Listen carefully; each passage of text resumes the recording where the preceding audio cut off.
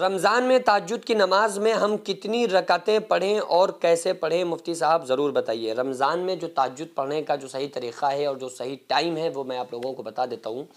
کہ رمضان میں وہ لوگ بھی تہجد کی نماز پڑھتے ہیں جو پوری سال نہیں پڑھ پاتے ہیں، تو وہ یہ سوچتے ہیں کہ چلو بھائی سحری میں اٹھے ہوئے ہیں یا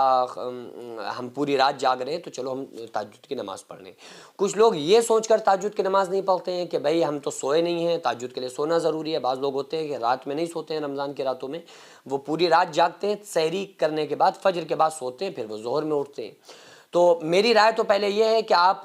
پوری رات جاگ رہے ہیں اگر اگلے دن کے روزے کو میں سونے کے لیے، تو کوئی پرابلم نہیں ہے، آپ کے روزے پر فرق نہیں پڑے گا۔ میری رائے بس اتنی ہے کہ فجر کی نماز کے بعد فوراً نہ سوئیں بلکہ اشراق پڑھ کے سوئیں، یعنی کہ جو تقریباً 20-25 منٹ کا جو وقت ہوتا ہے نا فجر کا وقت ختم ہونے کے بعد اشراق تک کا، اتنی دیر آپ قرآن کی تلاوت کم سے کم کیجئے، ذکر و اذکار کیجئے، اس کے بعد اشراق پڑھ کے آپ بے شک سو جائیں، پھر ظہر میں اٹھیں۔ تو یہ نہیں ہوگا کہ آپ فوراً سو گئے، تو اس میں جو فرشتوں کے نزول کا وقت ہوتا ہے تو اس وقت فرشتے آپ کو تلاوت میں دیکھیں گے، آپ کو ذکر و اذکار میں دیکھیں گے۔ تو یہ ایک میری رائے ہے۔ اب تہجد کا مسئلہ کیا ہے؟ تہجد میں ایسا نہیں ہے کہ آپ اگر سوئیں گے نہیں تو آپ کی تہجد نہیں مانی جائے گی۔ یہ لوگوں میں ایک مشہور بات ہے کہ تہجد کی نماز پڑھنے کے لیے سونا ضروری ہے، جبکہ ایسا ہرگز نہیں ہے۔ وہ ایک افضلیت ہے، وہ ایک فضیلت ہے۔ وہ فضیلت کس بات کی ہے؟ کہ انسان سو گیا، سونے کے بعد اسپیشل اٹھا تہجد پڑھنے کے لیے، اپنی نیند اس نے قربان کی،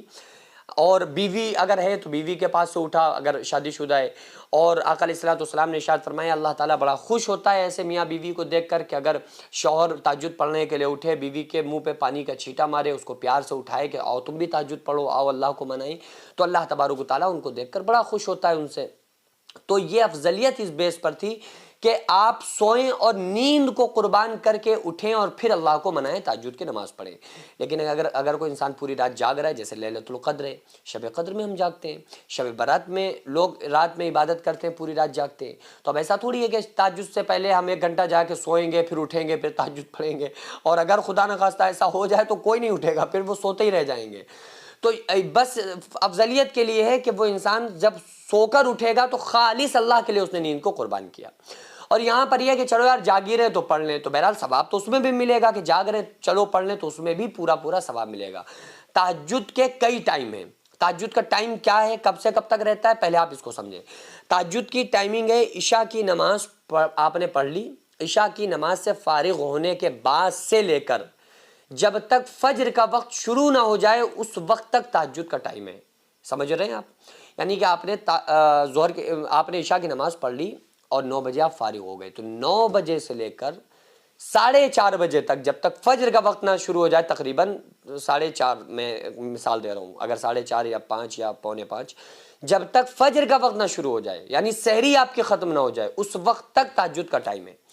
اب ان میں جو حصے ہیں، ان میں افضلیت کیا ہے؟ آخری حصہ، یعنی آپ رات کو 4 یا 8 حصوں میں ڈائیویٹ کر لیں، 8 حصوں میں آپ یا 4 حصوں میں تقسیم کر لیں۔ تو اس میں آدھی رات ہو گئی 12 بجے، پھر ایک تہائی حصہ ہو گیا 3 بجے، چوتھائی حصہ ہے 3 کے بعد۔ تو افضلیت جو اس میں ہے نا وہ چوتھائی حصے میں، آخری حصے میں ہے، یا تہائی حصے میں، تہائی اور چوتھائی حصے کے بیچ میں آپ تہجد کی نماز پڑھیں۔ اگر کوئی انسان عام دنوں میں یا ویسے ہی سوچ رہا ہے کہ یار ہم اٹھیں گے تو ہم تہجد نہیں پڑھ پائیں گے، تو وہ چاہے تو پہلے بھی پڑھ سکتا ہے، عشاء کی نماز سے فارغ ہونے کے بعد بھی آپ تہجد پڑھ سکتے ہیں، 12 سے پہلے بھی آپ پڑھ سکتے ہیں۔ اور افضل جو ہے وہ یہ ہے کہ آپ 2 بجے کے بعد، میں ٹائم بتا دوں، 2 بجے، 2:30 بجے، 3 بجے کا جو ٹائم ہے یہ سب سے زیادہ افضلیت والا ہے، کہ اس ٹائم انسان کو نیند غالب ہو رہی ہوتی ہے، اس وقت وہ اللہ کو یاد کرے۔ یعنی بس یوں سمجھ لیں جتنی قربانی اتنا بڑا اس کے لیے اجر و ثواب ہے۔ اب آپ یہ سمجھ لیں کہ آپ کو اس کی نیت کیسے کرنا ہے۔ نیت جو ہے وہ دل کے ارادے کا نام ہے، آپ نے دل میں ارادہ کر لیا کہ میں تہجد پڑھنے جا رہا ہوں، بس وہ نیت ہو گئی۔ اور یہ نفل نماز ہے، جو 5 وقت کی نمازیں ہیں نا، اس کے علاوہ اور جو عید اور بقرعید کی نماز ہے یہ واجب ہیں، باقی دن بھر کی جو 5 نمازیں ہیں یہ فرض ہیں، جمعہ فرض ہے، اس کے علاوہ جتنی بھی نمازیں ہیں وہ نوافل ہیں، اور 3 رکعت جو وتر ہیں وہ واجب ہیں، جو عشاء میں ہم پڑھتے ہیں۔ اس کے علاوہ جتنی بھی، چاہے وہ تہجد ہو، اشراق ہو، وابین ہو، چاشت ہو، تحیۃ الوضو ہو، تحیۃ المسجد ہو، چاہے وہ شکرانے کی نماز ہو، صلاۃ الحاجت ہو، یہ تمام جو نمازیں ہیں یہ صرف اور صرف نفل ہیں۔ تو اور ان میں جو نوافل میں سب سے زیادہ امپورٹنٹ اور افضلیت جس نماز میں ہے نوافل کی حیثیت سے، وہ تہجد کی نماز ہے، کیونکہ تہجد کی نماز میں بندوں کو کیا ملتا ہے؟ تہجد میں بندوں کو اللہ ملتا ہے، اس لیے اس کی افضلیت اور فضیلت بہت زیادہ ہے، کیونکہ تہجد میں انسان کی دعائیں قبول ہوتی ہیں، اللہ تعالیٰ اس بندے سے خوش ہوتا ہے، اللہ تعالیٰ اس کو پیار کی نگاہ سے دیکھتا ہے، اللہ تبارک و تعالیٰ اس کی طرف متوجہ ہوتا ہے، اللہ تبارک و تعالیٰ اس کے بن مانگے اس کو عطا فرماتا ہے، اللہ تبارک و تعالیٰ سے بندے کو قربت حاصل ہو جاتی ہے، تو اس لیے بندہ اللہ کے قریب ہو جاتا ہے، اس لیے اس نماز کی بہت زیادہ فضیلت ہے۔ اب آپ یہ سمجھ لیں کہ کتنی رکعتیں پڑھنا ہے۔ تہجد کی جو نماز ہے وہ عام دنوں میں یا عام دن ہو یا رمضان ہو، اس میں جو اس کی تہجد کی تعداد ہے نا رکعتوں کی، وہ سیم ہے، برابر ہے، یعنی کم سے کم 2 رکعت، زیادہ سے زیادہ 12 رکعت۔ آپ 2 بھی پڑھ سکتے ہیں، 4 بھی، 6 بھی، 8 بھی، 10 بھی، 12 بھی۔ ایک طریقہ بہت مشہور ہے کہ پہلے رکعت میں آپ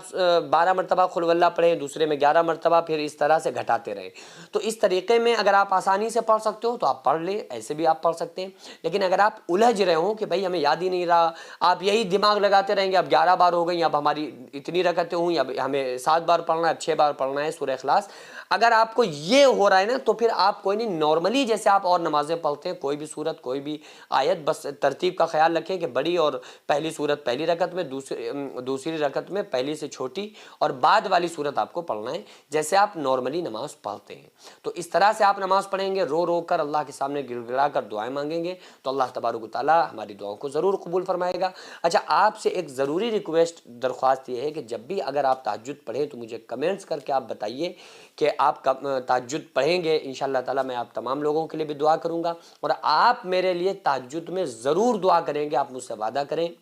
اور کون کون میرے لیے دعا کرے گا کمنٹ کر کے ضرور جواب دیں، کیونکہ میں آپ لوگوں کی کمنٹ کا رپلائی بھلے نہ کر پاؤں، ایڈیٹر کے ہاتھ میں فون رہتے ہیں، وہی سب اپلوڈ کرتے ہیں،